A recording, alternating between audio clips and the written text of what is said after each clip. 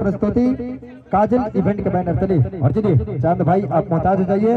और चलिए काजल और चलिए हमारे भोली साउंड सर्विस के संचालक महोदय से गुजारिश, इन दोनों का फरमाइश गाना को आप आगाज कर देंगे। चलिए रेडी 1 2 3 4।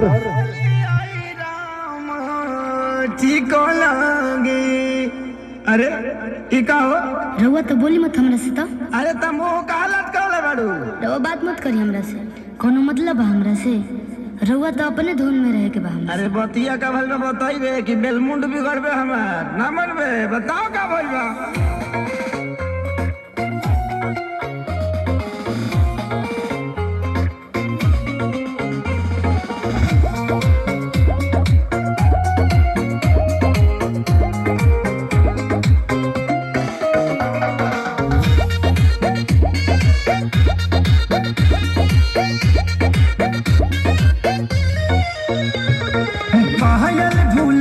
बाकी झुमकाए रानी बोलत ना बाड़ू का बा परेशानी। हटियो ना।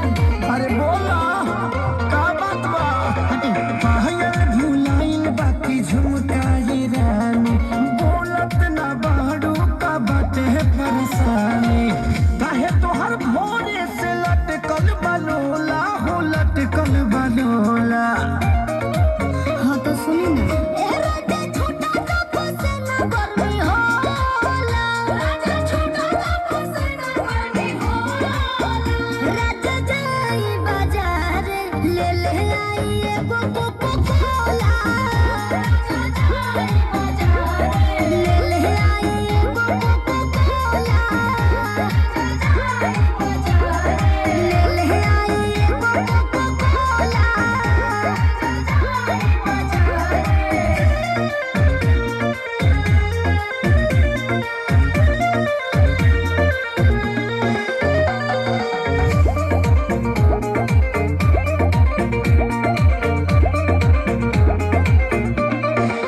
जवन जवन कहाँ बुलइबो सजनिया लहई पीला ग्लूकोच वाला पनिया।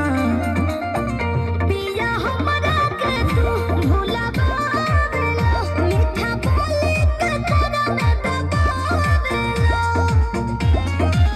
लहई बेटा नी खाल हो जमोला हो खाल हो जमोला। हाँ तो सुनी ना।